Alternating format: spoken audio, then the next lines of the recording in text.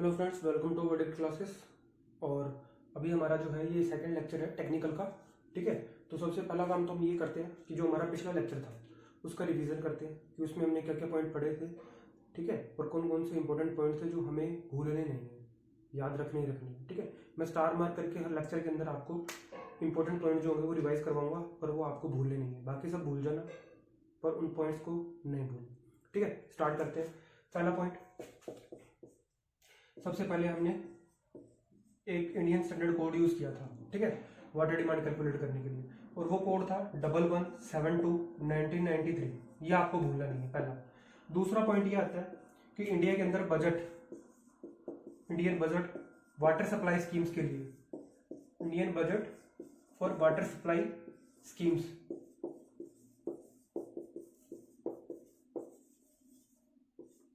ठीक है, कितना लिया जाता है? 1 to 3%।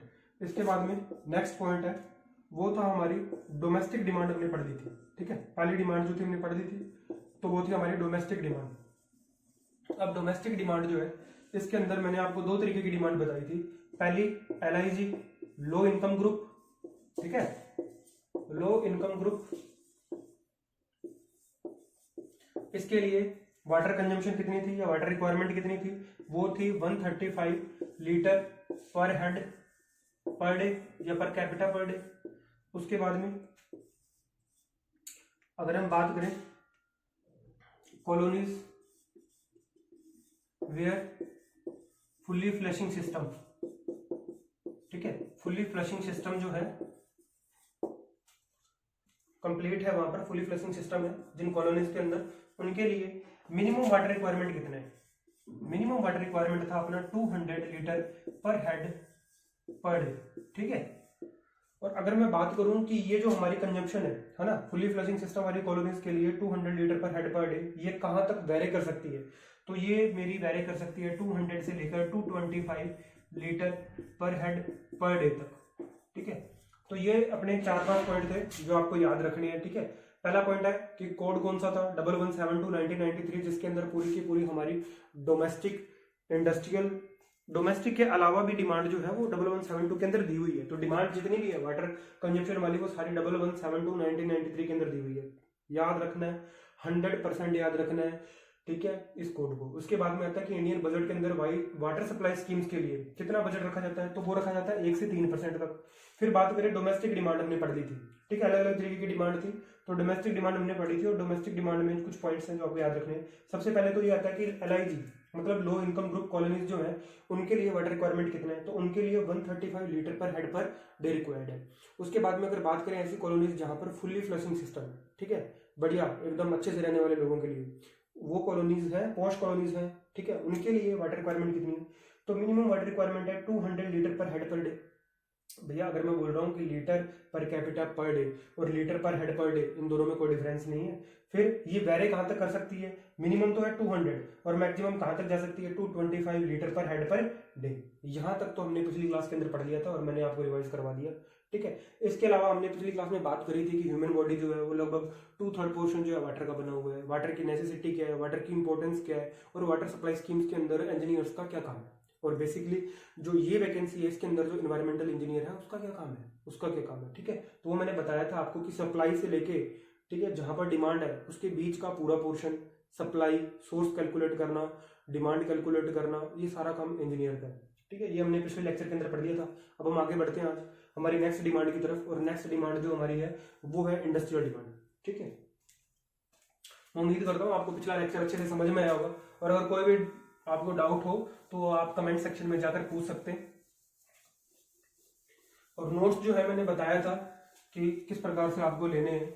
ठीक है, हमारा टेलीग्राम ग्रुप बना हुआ है वर्डिक्ट क्लासेस के नाम से, या आपको मैं नंबर देता हूँ, ठीक है, बोर्ड पे भी नंबर लिख देता हूँ, आप उस नंबर पे जाके मेरे को मैसेज करेंगे कि सर आप हमें टेलीग्राम ग्रुप में ऐड कर दो, तो आपको जो है वर्डिक्ट क्लासेस के ग्रुप के अंदर ऐड कर दिया जाएगा। ठीक है दोस्तों, ये नंबर है 7688880668। इस नंबर पे टेलीग्राम ग्रुप है वर्डिक्ट क्लासेस का। ठीक है, आपको उस नंबर पे कॉल नहीं करना है, सिर्फ टेलीग्राम ग्रुप ज्वाइन करने के लिए मैसेज करना है, बाकी आपका काम हो जाएगा। ठीक है, इसी टेलीग्राम ग्रुप पे आपको PDF मिलेंगी, पिछले लेक्चर की PDF जो है नोट्स की वो डाल दी गई है। तो यहाँ से नोट्स ले लो आप। मैं फिर से आपको बता दूं, मैंने पहले भी कहा था जब हमने स्कीम जो है डिस्कस करी थी एग्जाम की, मैंने कहा था कि आपका पूरा का पूरा पेपर अगर एस के गर्ग से बाहर चला जाए तो आप मेरे को बोल देना, नहीं जाएगा। लेकिन एस के गर्ग को पढ़ना किस तरह से है और क्या पढ़ना है क्या छोड़ना है वो आपको मैं बताऊंगा, ठीक है। तो अपना जितना भी पीडीएफ है, नोट्स है, जो मैं आपको पढ़ा रहा हूँ, ये पूरा का पूरा एस के गर्ग के ऊपर बेस्ड है, ठीक है। इसके अलावा बीसीपी है, बीसी पूनमिया किताब जो चलती है वाटर सप्लाई इंजीनियरिंग के नाम से, उसके ऊपर बेस्ड है, ठीक है, अपने लेक्चर्स जो है, ठीक है। आगे नेक्स्ट हमारी जो डिमांड है वो स्टार्ट करते हैं सेकंड, और वो है इंडस्ट्रियल डिमांड, ठीक है। अब सबसे पहली बात ये आती है कि इंडस्ट्रियल जो डिमांड है हमारी, इंडस्ट्रीज से रिलेटेड जितनी भी डिमांड है वाटर की, ये जो वाटर की कंजम्पशन इंडस्ट्रीज के अंदर हो रही है, इनकी कैलकुलेशन जो है वो वाटर सप्लाई स्कीम जो है उनके प्लान करने से पहले की जाती है, या वाटर सप्लाई स्कीम के अंदर सिर्फ उन्हीं इंडस्ट्रीज को लिया जाता है जो ऑलरेडी एस्टेब्लिश हो चुकी हैं, ठीक है। तो समझने वाली बात है, यहाँ पे थोड़ा सा एक फैक्टेड डाटा भी है, मैं वो भी आपको दूंगा इसके अंदर, ठीक है। सबसे पहली बात तो ये आती है कि जो ऑलरेडी यहाँ पर जो ऑलरेडी एस्टेब्लिश हो चुकी हैं, है ना, मैं क्या कह रहा हूं कि ऑलरेडी जो एस्टेब्लिश हो चुकी हैं वो भी कंसिडर की जाएंगी वाटर सप्लाई स्कीम बनाते टाइम। और इसके बाद में एक बात और याद रखेंगे, जो फ्यूचर में बनने वाली है, ठीक है, फ्यूचर के अंदर भी अगर कोई फ्यूचर डेवलपमेंट होने वाला है हमारा, ठीक है, वो भी कंसिडर किया जाएगा। बात समझ में आ रही है? मैंने ही बोला कि जो वाटर सप्लाई स्कीम हमें डिजाइन करनी है, प्लान करनी है, जो बनाना है, उसके अंदर ऑलरेडी जो एस्टेब्लिश्ड हो चुकी हैं एग्जिस्टिंग इंडस्ट्री है वो, प्लस जो हमारी फ्यूचर के अंदर इंडस्ट्रीज आने वाली हैं, वो दोनों कंसिडर की जाती हैं, ठीक है। सबसे अच्छा ऑब्जेक्टिव बनता है। अगर मैं पेपर बनाऊं तो मैं ऑब्वियस बात है यहाँ पे पूछूंगा कि जो फ्यूचर के अंदर इंडस्ट्रीज आने वाली है क्या उनको वाटर सप्लाई स्कीम में कंसिडर किया जाता है, नहीं किया जाता, ये पूछना बनता है, ठीक है। तो ये कंसिडर किया जाता है। अगर कोई भी सप्लाई स्कीम जो है वो प्लान की जा रही है तो फ्यूचर के अंदर उस एरिया के अंदर डेवलपमेंट कितना होगा उसे भी कंसिडर किया जाता है। जब हम इंडस्ट्रियल डिमांड की बात करेंगे तो हमें ये बात ध्यान रखनी है, फ्यूचर प्लस ऑलरेडी जो एस्टेब्लिश्ड है पहले से इंडस्ट्रीज, उन दोनों को कंसिडर करना है, ठीक है। अब अपने आते हैं फैक्टेड डाटा के ऊपर कि इंडस्ट्रियल डिमांड से रिलेटेड हमारा फैक्टेड डाटा क्या है। मैंने आपको जब हमने एग्जाम की स्कीम, आपको वीडियो आपने अगर देखा होगा, मैंने वहां पर बिल्कुल बताया था कि इस पेपर के अंदर चाहे सिलेबस में लिखा है चाहे नहीं लिखा है, industrial engineering, industrial environmental engineering या इंडस्ट्री रिलेटेड ट्रीटमेंट, लिखा है नहीं लिखा वो पूछेगा, 101% पूछेगा, ठीक है। चाहे आप इन्वायरमेंटल एक्ट उठा के देख लेना, वहां पर भी आपको डेटा मिलेगा इंडस्ट्री से रिलेटेड और बाकायदा सर्टिफिकेट मिलेंगे इंडस्ट्री ट्रीटमेंट से रिलेटेड, ठीक है। ये जो हमारा इन्वायरमेंटल इंजीनियर होता है उसका काम होता है नोटिस जारी करना इंडस्ट्री को कि भैया आपका पोल्यूटेंट जो है ये इतना है, ये आप इस जगह पे डिस्चार्ज नहीं कर सकते। वो जब आगे की इंजीनियरिंग आएगी, इंजीनियरिंग अभी शुरू नहीं हुई है, जब इंजीनियरिंग आएगी तब मैं आपको बताऊंगा कि कौन कौन से सर्टिफिकेट है जो जारी किए जाते हैं इन्वायरमेंटल इंजीनियर के द्वारा, ठीक है। और आपको एक्सपीरियंस हो जाएगा, आप जान जाओगे कि यहाँ पर जो मार्कर लेके खड़ा है वो कहाँ तक पहुंचा हुआ है, ठीक है। आगे बात करते हैं हम फैक्टेड डाटा की। फैक्टेड डाटा क्या है दोस्तों? फैक्टेड डाटा जो है यहाँ पर एक इंडस्ट्री के लिए, वो मैं आपको बताऊं कि इंडस्ट्रीज के अंदर क्या होता है। सबसे पहले तो इंडस्ट्री जो है वो ये देखती है कि सिटी जो है, जिस जगह पर इंडस्ट्री लगने वाली है वो सिटी डेवलप है या नहीं है, ऑलरेडी वहां पे सोर्स है या नहीं।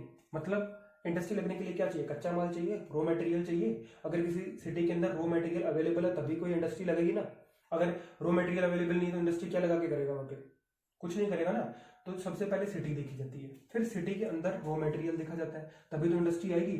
और अब अगर इंडस्ट्री आ गई, ठीक है, यहाँ पे समझने वाली बात है कि अगर हमारी जो सिटी है वो डेवलप नहीं है, वो पूरी तरह से डेवलपमेंट उसका नहीं हुआ है, तो यहाँ पर इंडस्ट्रियल डिमांड जो है वो आपकी सिर्फ रहेगी 50 लीटर पर हेड पर डे, ठीक है। मेरी यहाँ पर कोशिश आपको सिर्फ फैक्टेड डाटा देना ही नहीं है, मेरे को समझाना भी है कि ये डाटा आया कहाँ से। मैं ये बता रहा हूँ कि अगर कोई सिटी डेवलप नहीं है और वहां पे कोई इंडस्ट्री लगने जा रही है तो वाटर की डिमांड जो है वो भैया 50 लीटर पर हेड पर डे रहेगी। और अगर फुल्ली, देखो फुल्ली कमर्शलाइज्ड सिटी है, ठीक है, अगर फुल्ली कमर्शलाइज्ड सिटी है, पूरी की पूरी डेवलप्ड है, भैया बात करूं बेंगलोर की, बात करूं जयपुर की, जहां पर ऑलरेडी रिको है, पहले से बने हुए हैं, बहुत अच्छा डेवलपमेंट हो चुका है, तो वहां पर वाटर की रिक्वायरमेंट जो है क्या 50 लीटर पर हेड पर डे होगी? नहीं, वहां पर वाटर की रिक्वायरमेंट ज्यादा होगी, ठीक है, तो वो कितनी है, अगर फुल्ली कमर्शियलाइज सिटी है तो वो होगी हमारी 450 लीटर पर हेड पर डे। ठीक है, मैं उम्मीद करता हूँ कि इंडस्ट्रियल डिमांड जो आज आपको पढ़ाई गई है ये आप जिंदगी में नहीं भूलोगे, और आपको समझ में आ गया होगा कि इंडस्ट्री लगती कैसे है और वहां पर वाटर की रिक्वायरमेंट चेंज क्यों हुई है। ठीक है, इंडस्ट्री कहाँ जाके लगेगी, जहां भैया रॉ मटेरियल अवेलेबल है, जहां पर जमीन अवेलेबल है, आपको लैंड अच्छे से मिल रही है। लैंड में जो लैंड एक्विजिशन एक्ट है ना, अगर आप पढ़ोगे 1950 के बाद में आया था, तो आपको पता चल जाएगा कि इंडस्ट्री क्या क्या ढूंढती है। हमने सिविल इंजीनियरिंग के अंदर सिर्फ क्या पढ़ा कि साइट सिलेक्शन कैसे होता है। ठीक है, हमने ये नहीं पढ़ा कि लैंड रिक्वायरमेंट कितनी है, वाटर रिक्वायरमेंट कितनी है। अब हम यहाँ पर बात करेंगे, क्योंकि एज ए एनवायरमेंटल इंजीनियर आपको ये पता होना चाहिए कि भैया सिटी कैसे डिसाइड करी जाएगी, वाटर की रिक्वायरमेंट कितनी है। अगर डेवलप्ड सिटी नहीं है तो 50 है भैया, और अगर फुल्ली कमर्शियल सिटी है, बैंगलोर है, दिल्ली है, बॉम्बे है, तो कितनी होगी, 450 लीटर पर हेड पर डे। कितना अंतर है, 9 गुना है, 9 गुना मल्टीप्लाई बाय 9 है, सीधा सीधा देख सकता है आपको अंतर। ठीक है, ये सारा डेटा जो भी यहाँ पे पढ़ाया जा रहा है आपको नोट्स के अंदर लिखा हुआ है, आपको लिखने की जरूरत नहीं है पहली बात। ठीक है, आगे बढ़ते हैं। ये हमारी इंडस्ट्रियल डिमांड थी। इंडस्ट्री के अंदर मैं उम्मीद करता हूँ आपको सब कुछ समझ में आया होगा। ठीक है, आगे बढ़ते हैं हमारी थर्ड डिमांड की तरफ।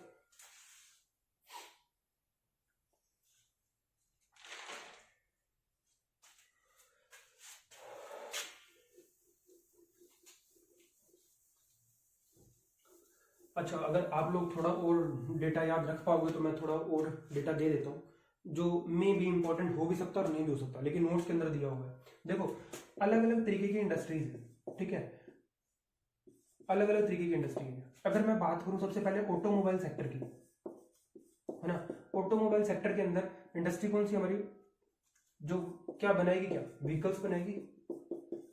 अब इनके लिए जो वाटर की रिक्वायरमेंट होती है ना, वो यहां पर दी जाती है किलो लीटर्स के अंदर। ठीक है, किलो लीटर के अंदर दी जाएगी। ठीक है, और वो है कितनी, 40। ऐसी बहुत सारी इंडस्ट्रीज हैं। ठीक है, ऑटोमोबाइल है ना, रेलवे स्टेशन नहीं सॉरी, ऑटोमोबाइल के अलावा जैसे पेपर है, टेक्सटाइल है। ठीक है, बहुत सारी है। अपन यहाँ पर बात करते हैं उस चीज की जो इंपॉर्टेंट है एग्जाम पॉइंट ऑफ व्यू से। तो मैं सबसे ज्यादा आपको बताऊं कौन सी इंडस्ट्री के अंदर वाटर रिक्वायरमेंट है अभी करंट के अंदर, तो वो है भैया पेपर इंडस्ट्री। जितना पानी पेपर इंडस्ट्री को रिक्वायर्ड है ना, उतना किसी को रिक्वायर्ड नहीं है। ठीक है, और अगर हम पेपर इंडस्ट्री की बात करें तो ये मेरा जो है ना रिक्वायरमेंट वाटर का, ये भैया चला जाता है 200 से लेकर 400 किलो लीटर तक। इतना पानी चाहिए रहता है। ठीक है, और ये है किस हिसाब से, पर कैपिटा के हिसाब से है। मैं यहाँ पे पर कैपिटा ये नहीं कह रहा कि एक आदमी के लिए, नहीं, ये पर कैपिटा यहाँ पर किस हिसाब से कैलकुलेट कर रहा है, ये रॉ मटेरियल के हिसाब से। और वो जो रॉ मटेरियल है वो क्या है, यहाँ पे रॉ मटेरियल टन के अंदर है, टन के अंदर, है ना। अब यहाँ पर है क्या, ये 200 से 400 लीटर जो है ना पानी चाहिए एक टन के लिए। यहाँ पर कैपिटा की बात नहीं हो रही, फिर से बता दूं मैं, सॉरी अगर मैंने ये बोल दिया कि पर कैपिटा की बात हो रही है, तो पर कैपिटा की बात नहीं हो रही। यहाँ पर मैं बात कर रहा हूँ पेपर इंडस्ट्री की। ठीक है, यहाँ पर टन के हिसाब से हो रही है। अगर एक टन आपको रॉ मटेरियल का काम करना है, ठीक है, यूज कर रहे हैं आप, तो आपको वाटर कंजम्पशन कितनी है, 200 से लेकर 400 किलो लीटर तक, और ये मैक्सिमम है। ठीक है, पेपर का। इसके बाद में टेक्सटाइल है, टेक्सटाइल के अंदर इससे कम है। ठीक है, थोड़ी लो है, 150 से 200 है। तो ये आपको नोट्स के अंदर मिल जाएगा। इंपॉर्टेंट आपके लिए था कि पेपर इंडस्ट्री जो इसके अंदर वाटर की रिक्वायरमेंट सबसे ज्यादा है, वो 200 से लेकर 400 किलो लीटर तक, और वो है एक टन के हिसाब से भैया। ठीक है, रॉ मटेरियल यहाँ पे टन के अंदर लिया जा रहा है, और वाटर की कंजम्पशन जो है वो 200 से लेकर 400 किलो लीटर तक है। ठीक है, ये मैं इसलिए बता रहा हूँ क्योंकि नोट्स में आपको समझ में आ जाए कि यहाँ पर ये KL लिखा हुआ है किलो लीटर से। ठीक है, और रॉ मटेरियल जो है वो टन में लिया जा रहा है। इंडस्ट्रियल रिक्वायरमेंट के अंदर या इंडस्ट्रियल डिमांड के अंदर इतना डेटा सफिशिएंट है, आपको इससे बाहर नहीं जाएगा, इससे बाहर नहीं जाएगा एग्जाम के अंदर।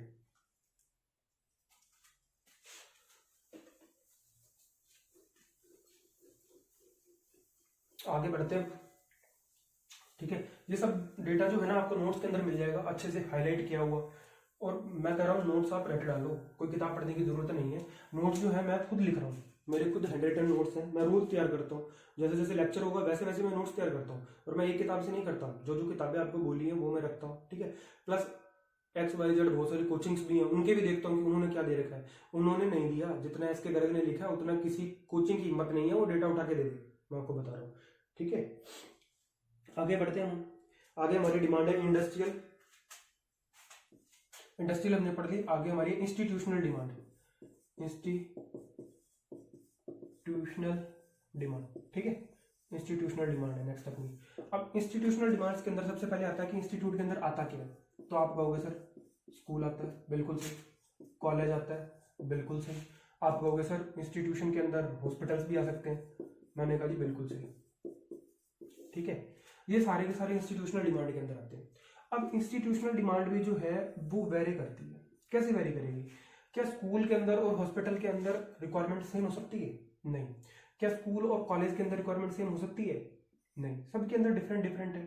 ठीक है, अगर मैं बात करूं वो बच्चे जो स्कूल जा रहे हैं और हॉस्टल में भी रह रहे हैं तो उनके लिए क्या रिक्वायरमेंट अलग अलग होगी? बिल्कुल अलग अलग होगी। अगर कॉलेज वालों के लिए बात करूं तो रिक्वायरमेंट अलग होगी, हॉस्पिटल्स के लिए अलग होगी। यहाँ पर बेड दी जाती है। ठीक है, ये याद रखना थोड़ा सा कि हॉस्पिटल्स के अंदर जो हमारी डिमांड होती है वाटर की रिक्वायरमेंट जो है वो पर बेड के हिसाब से दी जाती है। ठीक है, पर कैपिटा नहीं, पर बेड के हिसाब से दी जाएगी कि कितने बेड वाला हॉस्पिटल है। मान लो सपोज दैट कि 100 बेड वाला अपना हॉस्पिटल है तो वहां पर वाटर की रिक्वायरमेंट कुछ और होगी, 200 वाला है तो कुछ और होगी। ठीक है, ये आपको ध्यान रखना है।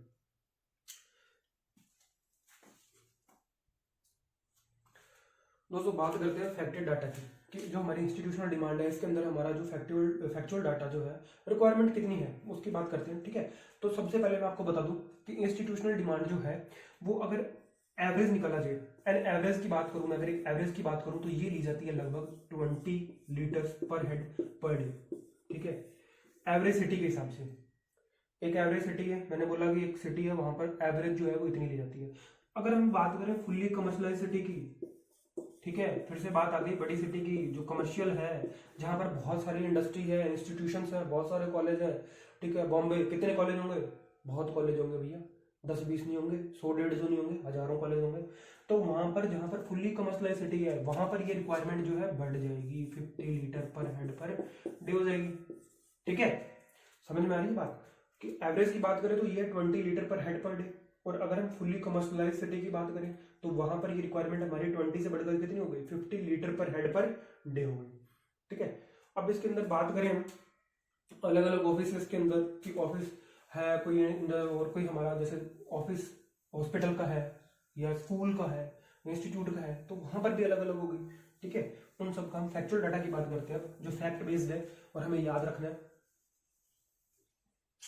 सबसे पहले आती है ऑफिस के अंदर। ठीक है, वाटर की रिक्वायरमेंट कितनी होगी? ये लगभग जाती है 45 to 90 लीटर पर हेड पर डे के लगभग। अब इसके बाद में आता हूँ फैक्ट्रीज के अंदर। ठीक है, फैक्ट्रीज है, इसमें दो कंडीशन है। ठीक है, ए पार्ट है व्हेन बाथरूम्स आर प्रोवाइडेड, ये वो ही लैंग्वेज है जो कोड के अंदर लिखी हुई है, मेरी लैंग्वेज नहीं है, वहां पे बाथरूम लिखा हुआ है, वहां पे वॉशरूम्स नहीं लिखे हुए। ठीक है, when bathrooms are provided factories के अंदर। ठीक है, पहला, और दूसरा है व्हेन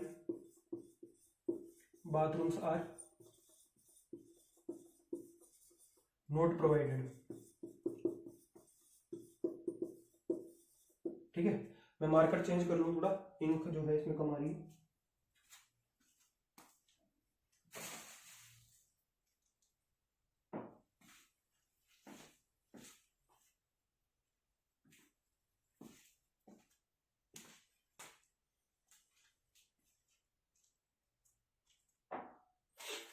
ठीक है, पहला बात करें अगर फैक्ट्रीज की जहां पर बाथरूम्स प्रोवाइड किए हुए हैं तो वहां पर ये सेम रहेगी 45 to 90 लीटर पर हेड पर डे, चेंज नहीं होगी। जहां पर बाथरूम प्रोवाइड नहीं किए हुए वो फैक्ट्रीज जहां पर बाथरूम जो है वो प्रोवाइड नहीं कराए हैं, अवेलेबल नहीं है भैया, नहीं बनाया उसने, उसकी मर्जी। ठीक है, तो वहां पर ये जाएगी 30 to 60 लीटर पर हेड पर डे। वैसे आजकल ये हो गया है कि अगर कोई फैक्ट्री है, रेस्टोरेंट है, तो वहां पर आप अगर टॉयलेट यूज करते हो तो उसके लिए चार्ज नहीं लिया जा सकता, आप यूज कर सकते हो रेस्टोरेंट का।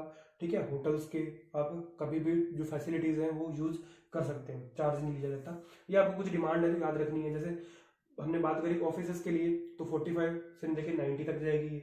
अगर फैक्ट्रीज की बात करें जहां पर बाथरूम प्रोवाइड किए हुए वहां 45 से 90, फिर जहां पर नहीं प्रोवाइड किए हैं वहां पे 30 to 60 लीटर पर हेड पर डे। ठीक है, यहां तक आपको समझ में आया होगा। ठीक है, ये सारा का सारा डेटा जो है एज इट इज आपको नोट्स के अंदर भी मिलेगा, जो जो यहाँ पे पढ़ाया जा रहा है वो सारा आपको नोट्स के अंदर अवेलेबल होगा, आपको कंप्लीट मिलेगा। अब इसके आगे बात करते हैं हम स्कूल्स के लिए, तो स्कूल्स के लिए कितनी होगी रिक्वायरमेंट जो है वो हमारी 45 to 90 लीटर पर हेड पर डे होगी। ठीक है, ये आपको याद रखनी है। तो ये इतना डेटा जो है ये मस्ट है, ये तो आपको याद रखना है। और इसमें एक ना ये देखो कुछ नहीं मिले ना तो ये ऑप्शन जो है ना ये जरूर टिक करना अगर क्वेश्चन में आएगा तो। 45 टू 90 लीटर पर हेड पर, देखो 3 जगह आ गया, फैक्ट्रीज के अंदर आ गया बाथरूम प्रोवाइडेड है पहले, फिर ऑफिसेज के अंदर भी आ गया, फिर उसके बाद में स्कूल्स के अंदर भी आ गया 45 टू 90 लीटर पर हेड पर डे। ठीक है, अब आगे बढ़ते हैं, बात करते हैं दो इंपॉर्टेंट, सिनेमास, थिएटर्स, यहां पर कितनी रिक्वायरमेंट होगी, यहां पर बहुत कम है 15 लीटर पर हेड पर डे, क्योंकि हर बंदा हर दिन तो मूवी देखने नहीं जाता ना, यहाँ पर सीट्स के हिसाब से होता है। मान लो 300 सीट का है, 500 का है तो अलग अलग रहेगी। अब मैंने बात की कि यहाँ पर 15 लीटर पर हेड पर डे सफिशियंट है, मोर देन सफिशियंट है, इससे ज्यादा नहीं होगी। ठीक है, और इसके अलावा बात करें एयरपोर्ट्स की बात करें, ठीक है, एयरपोर्ट्स की बात करें तो एयरपोर्ट्स के अंदर कितनी रिक्वायरमेंट, मैं देख पा रहा हूँ एयरपोर्ट्स के अंदर जो रिक्वायरमेंट है वो है लगभग 90।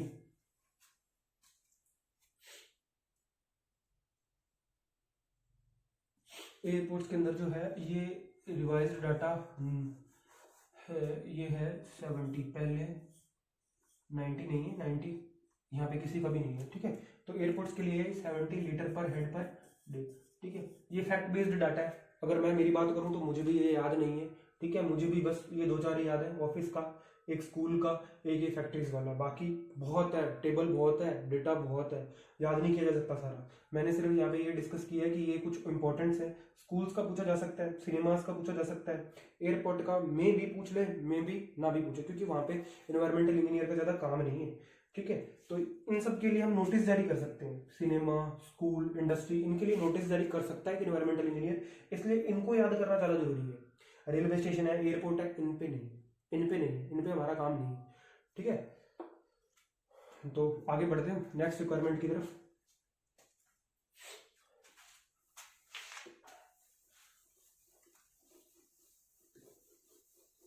आप ये जो वीडियो लेक्चर है इसको जरूर शेयर जरूर करना। ठीक है, मैंने इससे पहले आपको लेक्चर्स के अंदर इतना ज्यादा जोर डालकर नहीं बोला कि आप लाइक करो, शेयर करो, सब्सक्राइब करो। इसमें मैं बोल रहा हूँ, इसमें मैं इसलिए बोल रहा हूँ क्योंकि इसमें आपको इस लेक्चर के अंदर दिख जाएगा कि बाकी सब कोचिंग सेंटर जो है वो क्या पढ़ा रहे हैं, बाकी सब जो यूट्यूब चैनल वाले हैं वो क्या पढ़ा रहे हैं, और यहाँ पर आपको क्या पढ़ाया जा रहा है। ठीक है, आज आप डिफ्रेंशिएट कर लो इसी लेक्चर से कि बाकी सब आपको क्या पढ़ा रहे हैं और मैंने आपको क्या पढ़ाया है। ठीक है, नेक्स्ट डिमांड की तरफ हम बढ़ते हैं, और वो है demand for public use. Next है हमारा डिमांड फॉर पब्लिक यूज। अब आप कहोगे सर पब्लिक यूज के लिए क्यों कंसिडर कर रहे हैं इस रिक्वायरमेंट को, तो भैया देखो, आप में से बहुत सारे लोग जाते होंगे कहाँ पर, पार्क में, फिर आप सारे बहुत सारे लोग जो है वो जाते हैं रोड पे भी जाते हैं, रोड पे तो बहुत सारे क्या सभी लोग जाते हैं, सबको काम पड़ता है रोड पे। फिर इसके बाद में हम बात करें गार्डन्स, पार्क्स, और बहुत सारे लोग ऐसे भी हैं जो शाम को जाते हैं या जाते हैं फाउंटेन पे भी बैठने के लिए जाते हैं। तो डिमांड फॉर पब्लिक यूज के अंदर क्या आएगा, वो सारी चीजें आएंगी यहाँ पर जो पब्लिक फैसिलिटीज हैं या पब्लिक के लिए यूज आती हैं, जैसे पार्क्स हैं, रोड्स हैं, गार्डन्स हैं, फाउंटेन्स हैं। वॉशिंग ऑफ रोड्स, वॉशिंग किसी भी प्रकार की अगर की जा रही है कहाँ पर, ऐसी जगह पर जो पब्लिक यूज के लिए बनाई हुई है। ठीक है, तो वो सारी कंसिडर होगी इसी के अंदर, डिमांड फॉर पब्लिक यूज के अंदर। ठीक है, यहाँ मैं बात करूंगा, इंडिया की हालत जो है भैया बहुत खराब है, मैं आपको बता दूं, पानी के मामले में तो बहुत खराब है। अगर हम बात करें वाटर सप्लाई स्कीम्स की, है ना, तो वाटर सप्लाई स्कीम्स जो है हमारी, यहाँ पर मैं आपको बता दूं 99% जो वाटर सप्लाई स्कीम्स है ना उनके अंदर demand for public use consider ही नहीं किया जाता, कंसिडर ही नहीं करते, छोड़ देते हैं। क्यों छोड़ देते हैं, क्योंकि हर जगह पर पार्क नहीं है। अगर मैं बात करूं सेमी अर्बन एरियाज के अंदर तो हर जगह पार्क नहीं है। ठीक है, फिर रोड जो है हर जगह रोड की धुलाई नहीं होती। ठीक है, फिर अगर बात आई फाउंटेन की, तो फाउंटेन तो वहीं होगा जहां पर अच्छी सी कोई डेवलप्ड सिटी है। ठीक है, तो इसलिए 99% वाटर सप्लाई स्कीम्स के अंदर डिमांड फॉर पब्लिक यूज को कंसिडर ही नहीं किया जाता। ठीक है, बचा हुआ जो हमारा 1% है उसके अंदर डिमांड फॉर पब्लिक यूज जो है हम कंसिडर करते हैं। ठीक है, और करते हैं तो ये कितना होगा, ये बात आती है पहले। फिर दूसरी आती है जब हम कंसिडर ही नहीं करते तो क्या इसका बजट आता है क्या, है ना, ये भी बहुत बड़ी बात है, ये डिस्कस करना यहाँ पे जरूरी है। तो क्या इसका बजट आता है sir, demand for public use के लिए बजट आता है, चाहे गांव हो चाहे शहर हो, हर जगह आता है। अगर आपकी नगर पालिका ना तो आप जाके ईओ से पूछना कि भैया पब्लिक यूज के लिए बजट आया नहीं है, आया है, लेकिन कौन डकार गया, ये डकार गया। ठीक है, अगर गांव की बात करें तो कौन खा गया, ये खा लो, ठीक है। आप इसको ज़्यादा वायरल मत कर देना वीडियो को, ठीक है। मैं मिटा देता हूँ, मेरा कोई पॉलिटिकल नहीं है इंटरेस्ट, नहीं मुझे पॉलिटिक्स में कभी जाना है, मैं यहाँ पे जनरल से बात कर रहा हूँ कि ये पैसा जो है आता है, कंसिडर नहीं होता लेकिन फिर भी आता है, आता है तो उसको खा गए। अब यहाँ पर बजट जो है वो 1 से लेकर कितना रखा जाता है, 5% के बीच में रखा जाता है। डिमांड फॉर पब्लिक यूज के लिए जो वाटर सप्लाई स्कीम्स के अंदर बजट रखा जाता है वो आता है 1 से 5% के अंदर। कुछ नगर पालिका वाले खा गए, कुछ हम लोग खा गए, हमारे जैसे खा गए जो इंजीनियर है, ठीक है। तो अब बात यहाँ पर आती है कि डिमांड फॉर पब्लिक यूज के अंदर जो वाटर रिक्वायरमेंट है पर हेड पर डे की वो कितनी रखी जाएगी, ठीक है। वाटर रिक्वायरमेंट जो है यहाँ पर वो आप ये देखिए, मैंने पहले आपको बताया होगा कि वाटर रिक्वायरमेंट जो है ये इतनी की रखी जाएगी कि इनके लिए वाटर जो है वो अलग से कंसिडर हो सके। एक आगे ना पॉइंट आएगा फायर डिमांड वाला, वहां पर ना मैं आपको इस चीज को बहुत अच्छे से समझाऊंगा कि एक्चुअल में ये डिमांड जो है, जैसे डिमांड फॉर पब्लिक यूज है, इन सबको तो हमने पर लीटर पर हेड पर डे के हिसाब से ले लिया, लेकिन फायर डिमांड जो है वो एक्चुअल में पर हेड पर डे के हिसाब से क्यों नहीं लिया जाता, वहां पर बात मैं करूंगा और इस फैक्ट को पूरा समझाऊंगा कि एक्चुअल में प्रॉब्लम कहाँ आ रही है, हम इन्वायरमेंट इंजीनियरिंग जो है वो कहाँ की कंसिडर कर रहे हैं और क्यों ले रहे हैं इंडिया के अंदर हमने अडॉप्ट कर लिया, सारी बातें आएंगी धीरे धीरे, ठीक है। तो यहाँ पर बात करते हैं 10 लीटर पर head per day. Water supply schemes के अंदर मैं अगर बात करूं, बजट जो है वो कितना रखा गया, 1 to 5% रखा गया डिमांड फॉर पब्लिक यूज के अंदर। फिर जो है हमारा 1%, ये मैंने वो लिखा है वाटर सप्लाई स्कीम्स, जहां पर 1% के अंदर कंसिडर किया गया है डिमांड फॉर पब्लिक यूज, मतलब पार्क बनाए गए हैं, गवर्नमेंट ने कहा था पार्क बनाओ, है ना। अब आगे जो हमारे कौन से डेवलपमेंट अथॉरिटीज वाले होते हैं, जैसे जयपुर की बात करूं तो जेडीए, है ना, ऐसी हर जगह पे अलग अलग नगर परिषद है, नगर पालिकाएं हैं, उन्होंने, उनके पास बजट आया भी लेकिन बनाया नहीं, लेकिन जिन्होंने 1% ने बनाया वहाँ पे वाटर रिक्वायरमेंट है 10 लीटर पर हेड पर डे। आपने देखा होगा पार्क के अंदर सप्लाई स्कीम पूरी बनी हुई होती है, पाइप्स लगे हुए होते हैं, ठीक है, और पानी भी छोड़ा जाता है शाम को, ठीक है। और बजट कितना है, 1 से 5%। वाटर रिक्वायरमेंट कितनी है, तो मैं मिटा देता हूँ, ये हमारी रिक्वायरमेंट है, और रिक्वायरमेंट कितनी है वो है 10 लीटर पर हेड पर डे, ठीक है। यहाँ तक आपको समझ में आया होगा, ठीक है। आगे बढ़ते हैं फिर हम।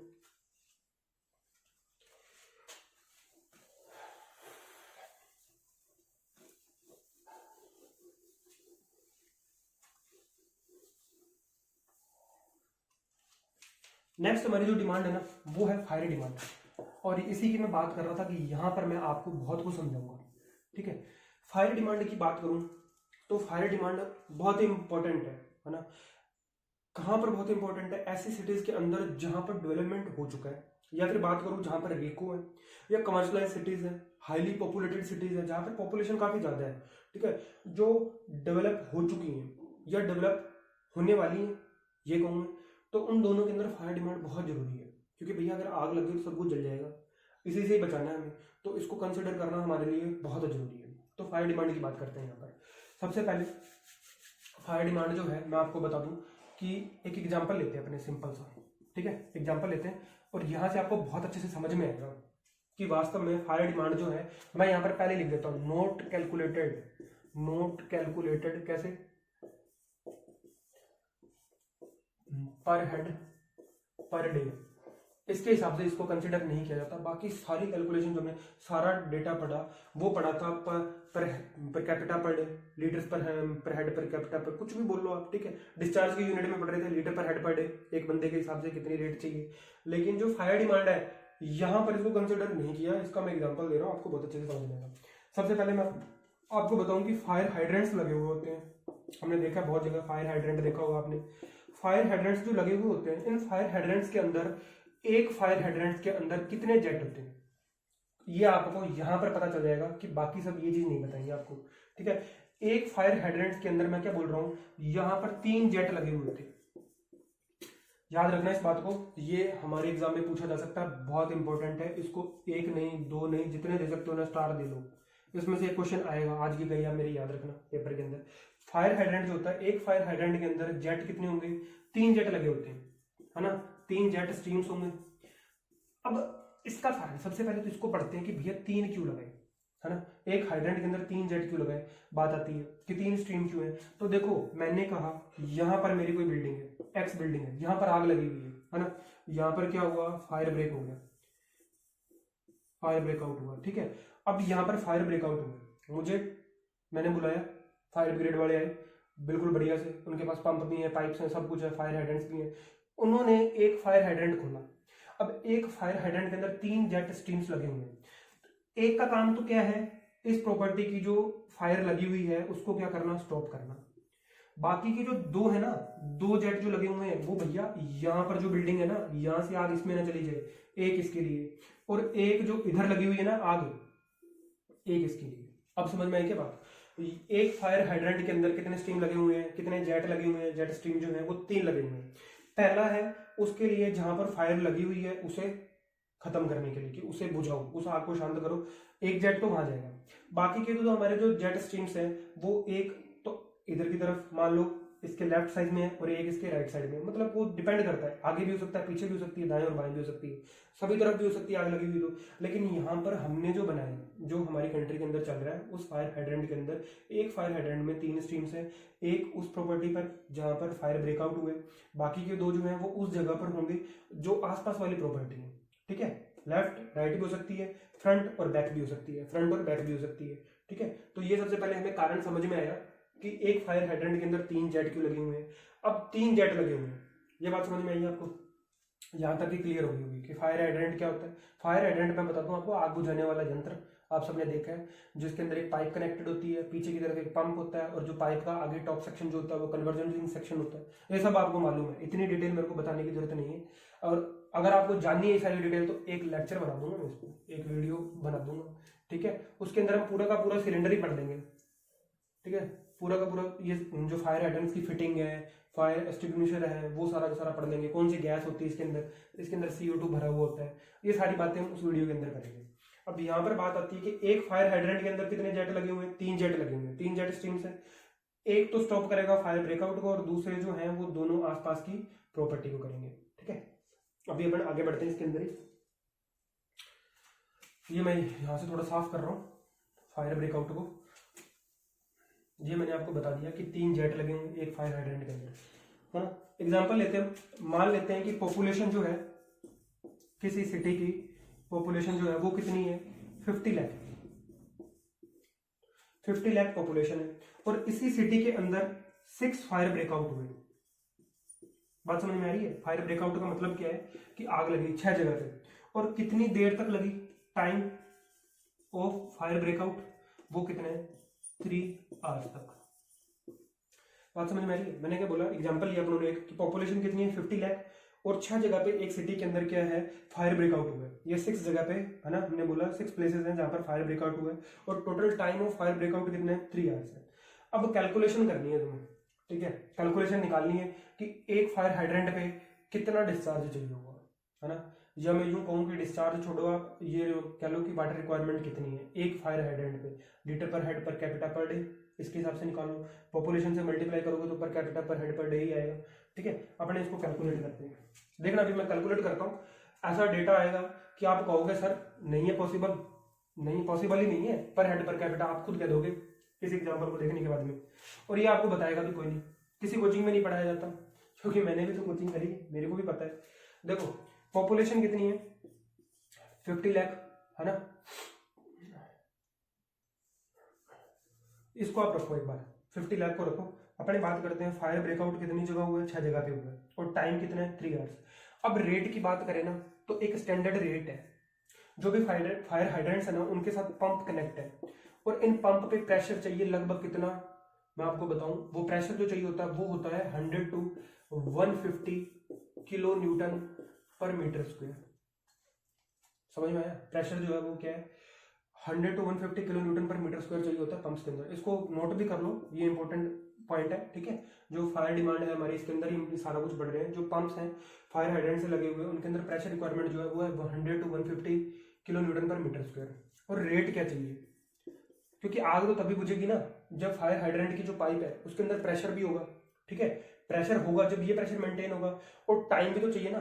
तो ये जो टाइम है इसके लिए, टाइम कितना रिक्वायर्ड है, 4 to 5 आवर्स। ये प्रेशर जो है ना फायर हाइड्रेंट पाइप के अंदर 4 से 5 घंटे तक रहना चाहिए, तब आग बुझेगी। और जो रेट है वो कितनी है, 1100 लीटर पर मिनट। याद रखना, इतना डेटा मैंने आपको दे दिया। अब अपने कैलकुलेट करते हैं कि हमें पर कैपिटा कितना डिस्चार्ज चाहिए। ठीक है, फायर डिमांड हम कैलकुलेट करने की कोशिश कर रहे हैं। ये सारा डेटा समझ में है। पॉपुलेशन 50 लाख, एक सिटी के अंदर 6 जगह पर आग लगी है, टोटल 6 प्लेसेस है वेयर फायर ब्रेकआउट हुआ है, and time of the fire breakout is 3 hours. ठीक है, आफ्टर दैट अपन ने क्या पढ़ा कि जो रेट है हमारी, जो डिस्चार्ज मिल रहा है हमें फायर हाइड्रेंट की पाइप से, वो 1100 लीटर पर मिनट का होना चाहिए। ये भी स्टैंडर्ड डेटा है, ये याद रखना, ये भूलना नहीं है। ठीक है, फिर पंप के ऊपर जो प्रेशर है वो कितना क्रिएट होना चाहिए, 100 to 150 किलो न्यूटन पर मीटर स्क्वायर, और टाइम जो है वो कितना रहना चाहिए, 4 to 5 आवर्स का रहना चाहिए।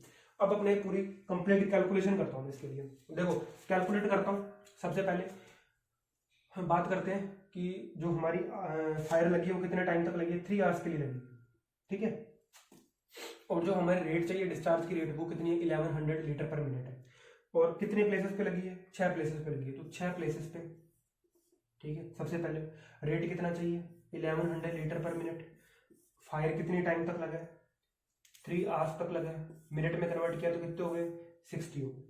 ठीक है, इतनी बात समझ में आई। और कितने टाइम तक लगी है, 3 आवर्स तक, तो ये आ गया। कितनी जगह पे लगी है, 6 जगह पे लगी है, और एक फायर हाइड्रेंट के अंदर कितने जेट है, वो है मेरे 3 जेट। 3 जेट के लिए कैलकुलेट होगा भैया, मैंने क्या बोला, एक फायर हाइड्रेंट के अंदर 3 जेट कनेक्टेड है, और तीनों जेट एक साथ चलते हैं। कभी भी देख लेना, सिंगल पाइप जो होती है ना, वो वैसे 3 पाइप होते हैं एक हाइड्रेंट से, जो गाड़ी होती है, कभी देखना वहां पे जाकर अच्छे से, तो आपको पता चलेगा। यहाँ से अगर मैं टोटल कैलकुलेट करूँ, देखो अब कहोगे सर कैलकुलेशन, इतनी बड़ी कैलकुलेशन आई तो हम कैसे करेंगे। देखो कैलकुलेशन करने का तरीका होता है आसान बनाने का, 6×18 6×18 है ना, 18 × 18 324। ठीक है, 324 × 11 324 × 423, लो कर लो, हो गया कैलकुलेट। अब ये आएगा कितना, 3564। ठीक है, और यहाँ पर कितने आ जाएंगे, 1 2 और 3 0, हो गया कैलकुलेट। अब कहोगे सर आपने करके रखा हुआ, नहीं करके रखा हुआ, मैं आपके सामने सारी कैलकुलेशन जब भी होंगी न्यूमेरिकल ऐसे ही करूंगा आसान बनाने के लिए। 6×18 6×18 18 18 324 24 × 11, ये आ गया आंसर। बस इतना ही टाइम लगना चाहिए पेपर के अंदर आपको। यहाँ पर आप ये भी कह सकते हो कि सर आप तो कोचिंग कराते हो, है ना, इसलिए आपको याद हो गया। नहीं सर, जिन्होंने रीजनिंग पढ़ी है ना, रीजनिंग पढ़ने वाले वो कर लेते हैं। फिर से मैं बता देता हूँ एक बार कैलकुलेशन कैसे करी हमने। 6 प्लेसेस है जहाँ पर फायर लगा, स्ट्रीम्स कितने हैं, 3, उन पर रेट कितनी रहेगी, 1100 लीटर्स पर मिनट की, और ये कितने टाइम तक रहेगी, ये रहेगी हमारी आग जितने टाइम तक लगी, कितनी, 3 घंटे तक लगी हुई है, 3 × 60 मिनट, 3 आवर्स है, उनको 60 मिनट रन कर दिया। यहाँ से कितना आएगा, ये आएगा 35,64,000 लीटर पर मिनट। समझ रहे हो कितना बड़ा अमाउंट है। एक मिनट के अंदर कितने लीटर पानी चाहिए, 35,64,000 लीटर पर मिनट पानी चाहिए। अब एक बात बताओ, जब इतना लार्ज अमाउंट का पानी है ना, सिर्फ 50 लाख वाली पॉपुलेशन वाले, तो इसको स्टोर कहाँ करोगे। कितने वाटर रिजर्वियर बने हुए होते हैं, हमें दिखते हैं, सिर्फ एक वाटर रिजर्वियर बना दिया, 4-5 कॉलोनीज का काम हो गया, आगे बढ़ गए। तो इतनी बड़ी रिक्वायरमेंट जो है ये, है ना, बहुत लार्ज अमाउंट है। अगर इसको पर हेड कैलकुलेट करें ना, कुछ नहीं करना, इसकी डिवाइड में 50 लाख का डिवाइड दे दो, आपको आंसर मिलेगा, वो होगा लेस देन 1 लीटर पर हेड, लेस देन 1, ये होगा लेस देन 1, मैंने इक्वल का लगा दिया, सॉरी, ये होगा लेस देन 1 लीटर पर हेड पर डे के अंदर ये आंसर आएगा। डे नहीं, यहाँ पे हमारी जो है वो कितनी है, मिनट के अंदर यूनिट चल रही है, तो ये मिनट में मिलेगा। ठीक है, ये इतना कुछ आ जाएगा। तो अब आप कहोगे सर बहुत कम अमाउंट है, इसके हिसाब से तो बहुत कम अमाउंट है। भैया पर हेड कैलकुलेट कर रहे हैं ना, तो बहुत कम अमाउंट आ रहा है, लेकिन टोटल अमाउंट जो है वो कितना आ रहा है, 35,64,000 लीटर पर मिनट। कर सकते हो क्या, नहीं है पॉसिबल। इसलिए फायर डिमांड की कैलकुलेशन जो है वो कभी भी पर कैपिटा पर डे या पर मिनट के हिसाब से नहीं की जाती। ठीक है, याद रखना इसको, ये फैक्ट मैंने बता दिया आपको, ये क्वेश्चन पूछा जा सकता है। अगर पेपर बनाने वाला हुआ ना थोड़ा सा सनकी, जिसको ये चेक करना हुआ बच्चे को बेसिक नॉलेज है कि नहीं, तो वो 101% ये सा क्वेश्चन डालेगा कि बच्चों को पता है या नहीं। अभी इसके आगे ना आपको और भी मजा आने वाला है। फायर डिमांड हम डिस्कस करेंगे अभी इसके आगे। आपको नोट क्या क्या करने हैं, ये तो एग्जाम्पल दिया था मैंने, यहाँ पर नोट क्या क्या करोगे आप, ये कैलकुलेशन जो है आपको नोट्स के अंदर दी हुई है, बाकायदा मैंने सब कुछ लिखा है। आप ये 2 चीजें फैक्टेड डेटा जो है वो नोट कर सकते हो। क्या डेटा है, ये डेटा है कि रेट कितनी चाहिए हमें फायर हाइड्रेंट पे, 1100 लीटर पर मिनट चाहिए, और प्रेशर कितना होना चाहिए, 100 to 150 किलो न्यूटन पर मीटर स्क्वायर, और कितने टाइम तक होना चाहिए। भैया जो स्टार मार्क किया हुआ है ना, ये एज इट इज रट लो, खा जाओ इसको खाने की तरह, और याद रखो बार बार इसको। है ना। टाइम कितना है 4 to 5 आवर्स। लेकिन फायर डिमांड की कैलकुलेशन मैंने ऊपर लिख रखा है कि पर कैपिटा पर हेड पर डे के हिसाब से नहीं की जाती, बंदे के हिसाब से नहीं की जाती, एक आदमी पे कभी भी कैलकुलेशन नहीं की जाती, क्योंकि आग एक आदमी के लिए थोड़ी ना लगती है, आग लगेगी तो पूरी बिल्डिंग के अंदर लगेगी। समझ रहे हो इस बात को? तो ये आपने, मैं उम्मीद करता हूँ नोट कर लिया होगा, और यहाँ तक आपको सारी बातचीत जो आज हमने करी है समझ में भी आई होगी। ठीक है, अब आगे बात करते हैं। हमने पढ़ा कई सारी डिमांड पढ़ी हुई है, इंस्टीट्यूशनल डिमांड पढ़ी, ठीक है, डोमेस्टिक डिमांड पढ़ी, इंडस्ट्रियल डिमांड पढ़ी, ठीक है, और फायर डिमांड भी हमने पढ़ ली। अब बात आती है कैलकुलेशन की, तो मैंने आपको समझा दिया कि फायर डिमांड को छोड़कर बाकी सारी डिमांड जो है वो हमारी पर head per day per capita के हिसाब से, कैसे भी आप एक बंदे पे कैलकुलेट करना चाहो, एक पर्सन के हिसाब से, एक नागरिक के हिसाब से कर सकते हो, लेकिन फायर डिमांड इस हिसाब से कैलकुलेट नहीं होता। मैंने आपको फिर से मैं रिपीट कर देता हूँ, एक डेटा दिया था बीच में, वो डेटा ये था कि एक फायर हाइड्रेंट के अंदर कम से कम 3 जेट लगे हुए होते हैं, ठीक है, मिनिमम है। वो 3 जेट जो होते हैं उनमें एक जेट जो होगा वहां पे काम करेगा जहां पर फायर लगी हुई है, बाकी के 2 जेट जो होंगे वो या तो फ्रंट और बैक या लेफ्ट और राइट वाली प्रॉपर्टी को बचाएंगे, ताकि वहां पर आग नहीं फैल जाए। प्रेशर कितना रखना है 100 to 150 किलोमीटर पर मीटर स्क्वायर, ठीक है, और डिस्चार्ज कितना होना चाहिए 1100 लीटर्स पर मिनट। ये सारा कुछ आपको याद रखना है। अब आती है कैलकुलेशन की, ये डिमांड जो है कैलकुलेट कैसे करी जाएंगी। तो बहुत सारे इंपेरिकल फॉर्मूलाज हैं आगे, ठीक है, बहुत सारे इंपेरिकल फॉर्मूला है जो अपने को अब पढ़ने हैं। अब इनके ऊपर बेस्ड जो न्यूमेरिकल होंगे वो अपने नेक्स्ट वीडियो लेक्चर के अंदर करेंगे। इंपेरिकल फॉर्मूला जो है वो अब हम पढ़ेंगे। तो इंपेरिकल फॉर्मूला के अंदर सबसे पहला जो फॉर्मूला है ना वो है हमारा कुचलिंग्स फॉर्मूला। सबसे पहला फॉर्मूला है कुचलिंग, एज इट इज याद करना है, इनका कोई लेना देना नहीं है कहाँ से आए कहाँ से नहीं आए हैं, ठीक है, लेकिन फिर भी मैं बताऊंगा कि कहाँ से आए हैं ये कुचलिंग्स फॉर्मूला। सबसे पहले इनको याद करना है आपको, पक्का है, अच्छे से लर्न कर लो जितना हो सके। इनके ऊपर भी बेस्ड न्यूमेरिकल पूछा जा सकता है एग्जाम के अंदर, क्योंकि ये छोटे मोटे एग्जाम जो स्टेट जेईई के अंदर है ज्यादातर पूछ लिया जाता है इनके ऊपर बेस्ड, है ना। तो ये फॉर्मूला होता है Q बराबर 3182 रूट P, ठीक है। यहाँ पर Q और P क्या है, P जो है हमारी वो है पॉपुलेशन, पॉपुलेशन इन 1000। फिर Q की बात करूं तो Q क्या है, अमाउंट ऑफ वाटर रिक्वायर्ड पर litre per capita per day, या पर कैपिटा के हिसाब से, ठीक है। अमाउंट ऑफ वाटर है, ये रेट है, डिस्चार्ज की रेट है, ठीक है। इसकी जो यूनिट है इस इंपेरिकल फॉर्मूला के अंदर हमेशा यूनिट जो होती है ना वो फिक्स रहती है, कभी चेंज नहीं होती। तो इसकी यूनिट जो है ना वो आप देखो किसके अंदर दी हुई है, ये यूनिट जो है ना ये हमें दी हुई है लीटर पर मिनट के अंदर, ये चेंज नहीं होगी क्योंकि ये इंपेरिकल फॉर्मूला है, और इसी यूनिट के अंदर रखने पर ही आंसर आपको इस फॉर्मूला के हिसाब से मिलेगा, वरना आंसर चेंज हो जाएगा, कुछ और आ जाएगा। तो कुचलिंग फॉर्मूला 3182 रूट P याद रखेंगे, ठीक है। और Q और P का मीनिंग जो है ना सारे के सारे इंपेरिकल फॉर्मूला के अंदर सेम है, याद रखना है। P पॉपुलेशन इन थाउजेंड्स है, और डिस्चार्ज जो हमारा वो क्या लीटर पर मिनट के अंदर। नेक्स्ट हमारा है अगला नेशनल बोर्ड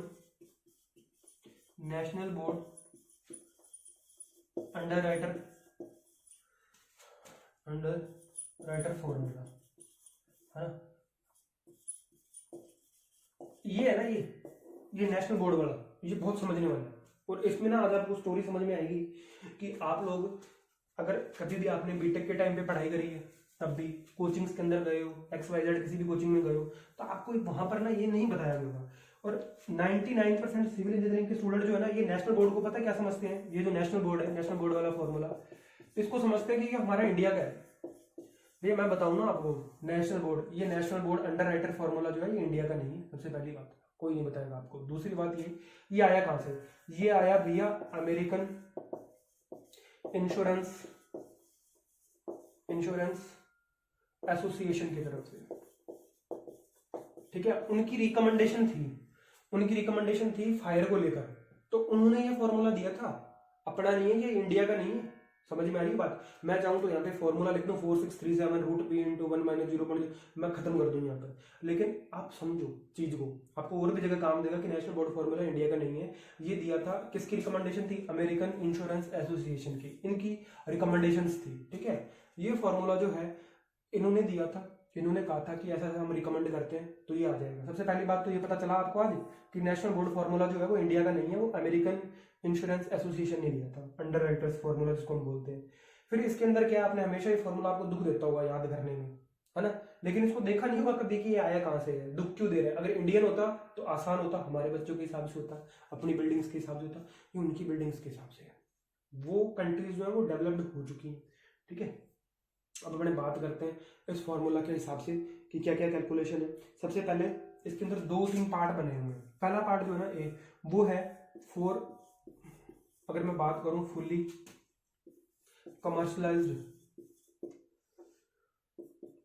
सिटी, है ना, फुल्ली कमर्शलाइज सिटी, या फिर यूं बोल दूं कि सेंट्रल सिटी, मतलब सेंट्रल के अंदर स्थित है ना, कंट्री का जो सेंटर है वहां पे कोई कैपिटल है, तो ऐसे बोल दिया, ज्यादा इंपॉर्टेंस की बिल्डिंग है तो उसके लिए। और पॉपुलेशन जो है ना, यहाँ पर पॉपुलेशन लेस देन 2 लाख, अगर पॉपुलेशन लेस देन 2 लाख है तो ये फॉर्मूला क्या होगा। मैं इंक थोड़ी सी मेरे को लग रहा है लो है, आपको देखने में प्रॉब्लम आ सकता है, इंक रिफिल कर लेता हूँ मैं, ठीक है, फिर आगे बढ़ते हैं।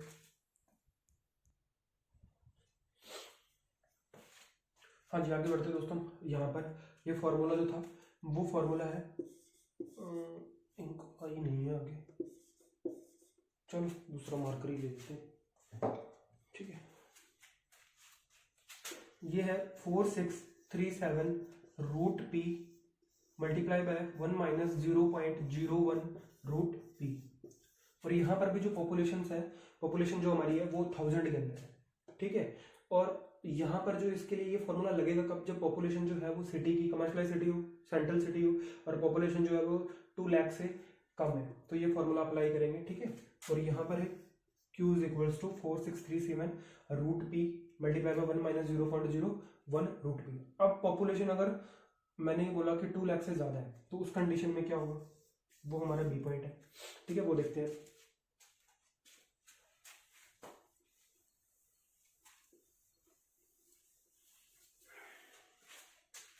अगर पॉपुलेशन जो है, मैंने बोला population is more than 2 lakh,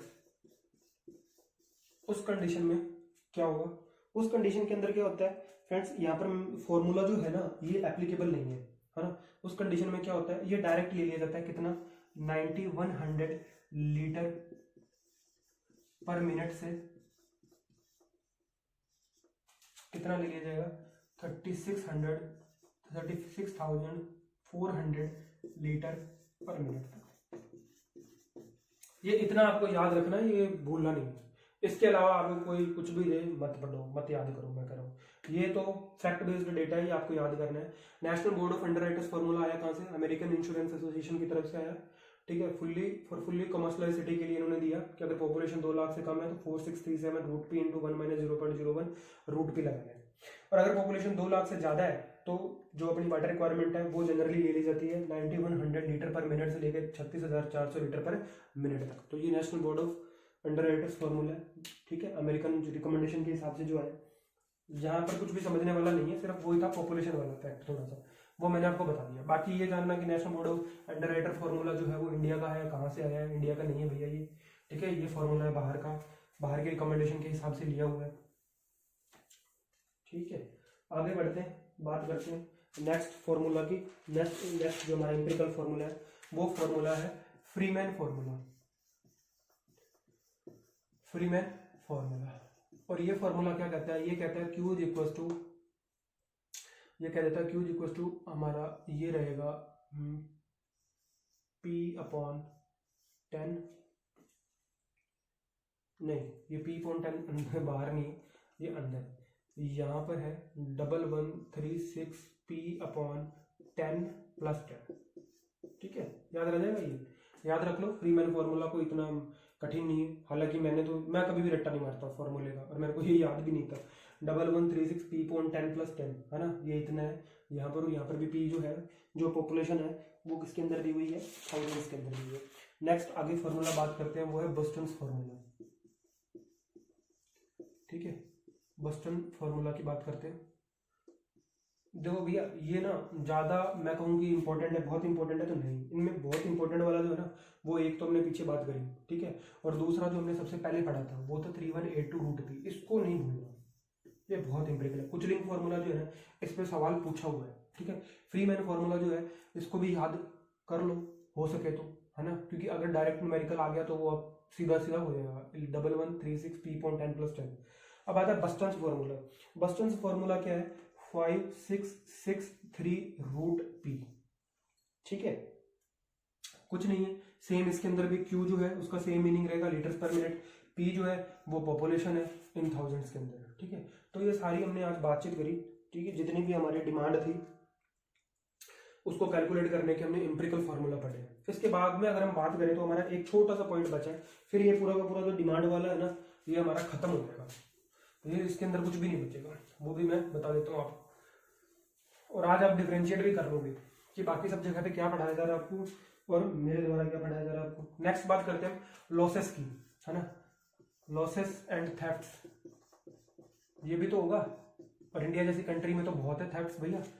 अब बात करते हैं कि लॉसेस जो है ना वाटर के अंदर वो कितना रखा देता है। लगभग मैं अगर बात करूं तो एक ही डेट है, ये याद रख लो, 15% तक। अब लॉसेस और थेफ्ट्स हो क्यों रहे हैं ये बात समझने वाली है। सबसे पहले तो बात करूं लूज प्लम्बिंग।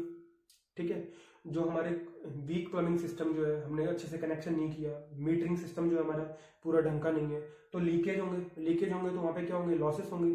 फिर उसके बाद में ऐसे कनेक्शंस जिनके लिए अथॉरिटी नहीं है, ऑथोराइज नहीं है जो कनेक्शंस, उनके थ्रू भी तो वाटर सप्लाई हो रही है। तो ये टोटल जो है ये 50% ले लिया जाता है लॉसेस और थेफ्ट्स का। ये फैक्ट बेस्ड डाटा आपको याद करना है, नोट्स में भी मिल जाएगा एज इट इज लिखा हुआ जो मैंने बोला आपको इसी लैंग्वेज के अंदर। ठीक है, और आज की वीडियो को अपने यहीं खत्म करते हैं। आप सबका बहुत बहुत धन्यवाद, और इस वीडियो को जरूर आप लाइक शेयर और सब्सक्राइब जरूर करें, और कमेंट जरूर लिखें। आपको अच्छा लगा तो भी, नहीं लगा तो भी लिखना है। ठीक है, धन्यवाद।